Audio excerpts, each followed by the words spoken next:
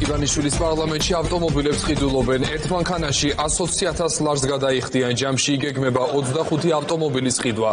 რატომ აპირებს ქართული ოცნება ავტოპარკის განახლებას? მიზეზი არ ვიცით.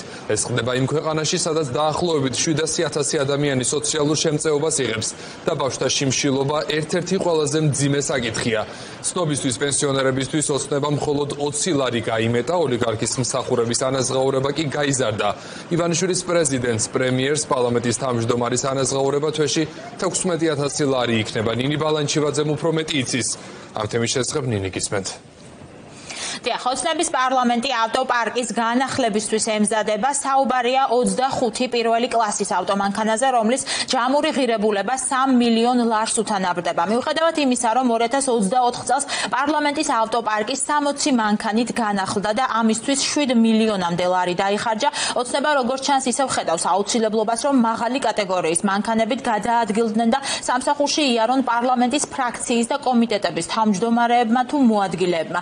რამდენიმე პუნქტთან ერთად სატენდერო ხელშეკრულების მთავარი მოთხოვნაა, რომ ავტომობილი შეიძლება იყოს ნებისმიერი ფერის, გარდა შავისა. ეს ოცნების თითქოს თავმჯდომარეობის და იმის დემონსტრირების პოლიტიკაა, რომ ბიძინა ივანიშვილის თანაგუნდელები თანამდებობრივი სიკეთეებით არტკბებიან, რომლის შესახებ სხვათა შორის ჯერ კიდევ 2018 წელს მაშინდელმა პრემიერმა გიორგი კვირიკაშვილმა დაგვიანონსა, რომ შავი ჯიპები სხვა ფერის მანქანებით უნდა ჩანაცვლებულიყო, მაგრამ დღემდე ოცნების მაღალჩინოსნები, მინისტრები თუ დეპუტატები სწორედ ამ ფერის ავტომობილებით გადაადგილდებიან. კორუფციის მკვლევრებისთვის პარლამენტის მიერ გამოცხადებული დამატებითი ტენდერი არარაციონალური ხარჯია და მხოლოდ ოცნების დეპუტატებისთვის მორგებული სიკეთე. მათივე შეფასებით, საკანონმდებლო ორგანოს, რომელსაც სრულად აკონტროლებს ბიძინა ივანიშვილი, მისი თითოეული წევრი მხოლოდ საკუთარ კომფორტზე და კეთილდღეობაზე ფიქრობს. ქვეყანაში კი არაერთი ეკონომიკური თუ სოციალური პრობლემაა. ხალხის პრობლემებზე საუბრის ნაცვლად კი ოცნების პარლამენტი ავტოპარკის განახლებითა და ხელფასების ზრდითაა დაკავებული.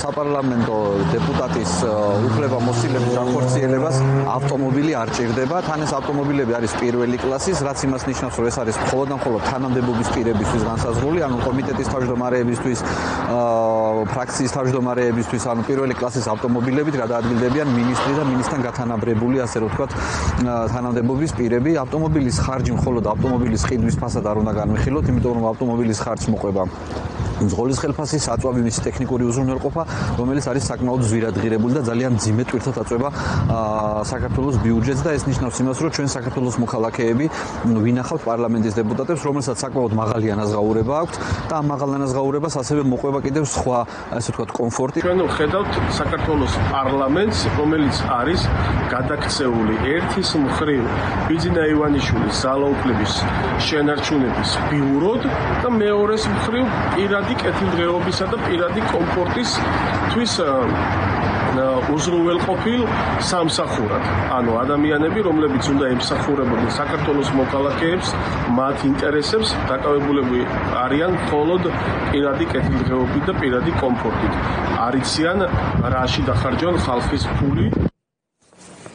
გარდა ავტოპარკის განახლებისა 2026 წლიდან იზრდება ოცნების პრეზიდენტის, პრემიერის, პარლამენტის თავმჯდომარის ხელფასები და შეადგენს 16,000 ლარს, ასევე პარლამენტის თავმჯდომარის მოადგილის ხელფასი იქნება 14,400 ლარი, მინისტრების და ფრაქციების თავმჯდომარეების შემთხვევაში დაახლოებით 14,000 ლარზე არის ასევე საუბარი, დეპუტატების თვიური ანაზღაურება კი 12,800 ლარი იქნება.